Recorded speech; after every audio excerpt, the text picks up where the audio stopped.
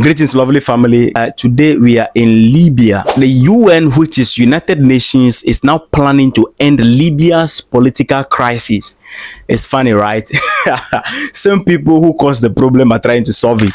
Yeah, before we get into it, guys, kindly subscribe and like the video so that you don't forget. Now, the news is that the United Nations has just announced a new plan to end Libya's years of political crisis and help the country prepare for long delayed elections. And they've lined up 4 solid plans, which I'm going to reveal to you in this video. Now, in regards to the election of Libya, Libya has not held elections since their elections were postponed in 2021. Stephanie, a UN official, told the UN Security Council that the delay is putting Libya's peace and unity at risk. I don't actually understand in what terms she's saying Libya's peace is now getting at risk, because since you entered there has never been peace there. It has always been conflict. I don't know what she's talking about, but before we get into the entire story, let's clarify the fact that Libya has not held elections for several years due to ongoing political division and other issues hanging around it. Let me list just 5 main reasons behind the reason why Libya is not able to have their election. Number 1, political divisions and rival government. Libya has been divided between 2 rival governments since the fall of Muammar Gaddafi in 2011. The eastern part of the country is controlled by the House of Representatives, backed by General Khalifa Haftar, this man, while the western part of the country is governed by the UN recognized government of national unity. So this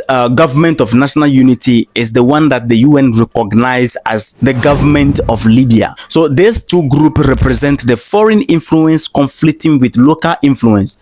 This group have competing interests and have struggled to agree on a unified political framework or to settle on a timeline for elections. Number 2, failed agreement and deadlocks. Efforts to hold elections in Libya have been stalled by disagreement over critical issues such as the rules for running elections, the role of the military, and the structure of constitution. For example, there were disputes about who should be allowed to run for president, particularly over figures like Khalifa Haftar and Saif Aslam Gaddafi, the son of the former leader Gaddafi. Among the many people who want to lead the country, the dispute is mostly about these 2, the son of Gaddafi and this guy. And we must understand that there are some particular people who will never agree to Gaddafi's son becoming the leader of Libya, because somehow anyhow the public is trying to show him support, and some people are not happy, and you know those people already. They are the same people trying to solve the problem. Now let's move forward. Number 3, security challenges. Libya remains unstable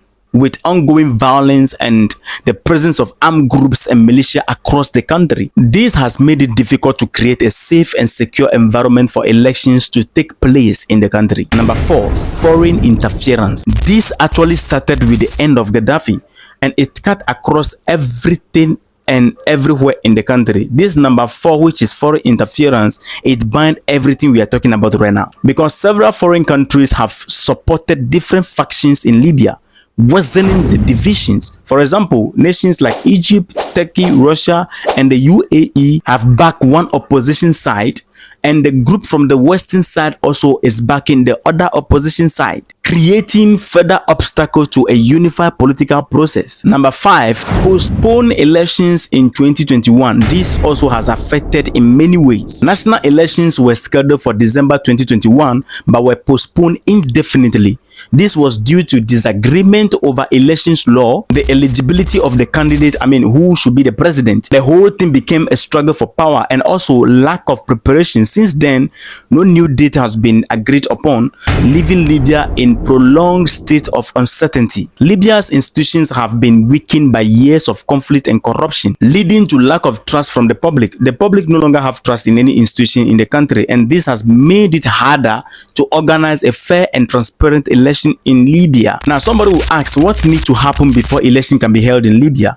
For election to occur, Libya needs a unified political agreement, improved security, and clear rules of conducting elections. And most importantly, the Western or foreign influence need to cease over there. But the UN and other international organizations are trying to mediate and help Libya break this deadlock. But their progress has been very slow. slow. And so now they are reaccelerating the call for elections to be held in Libya.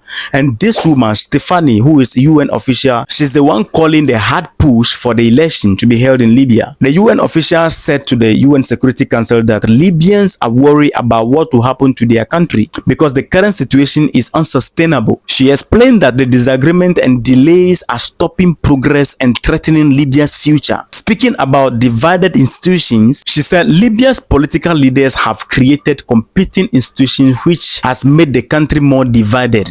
To me, as a Pan-African, she's reporting to those who are responsible for all these things she's talking about. The UN officials line up 4 new plans to face this problem. The plan focuses on breaking the political deadlock and organizing elections. Number 1, keeping Libya stable, maintaining peace and security. Number 2, initiating Libya-led process, that is letting Libyans take charge of their own problem by using their own solutions. Number 3, uniting institutions, bringing divided groups together. Number 4, involving everyone, including all political and cultural groups, to get the problem fixed. So these are the step-by-step approach, and she said the plan will use a gradual approach to build agreement between Libya's leaders. She emphasized that the plan is flexible and can adjust to future changes. According to her word, in quote, this is a chance to bring Libya back on track. So guys, these are the latest development from Libya. Do you think this is going to work for Libya? Let's meet in the comments for discussion, and don't forget to like and subscribe to the channel to stay updated.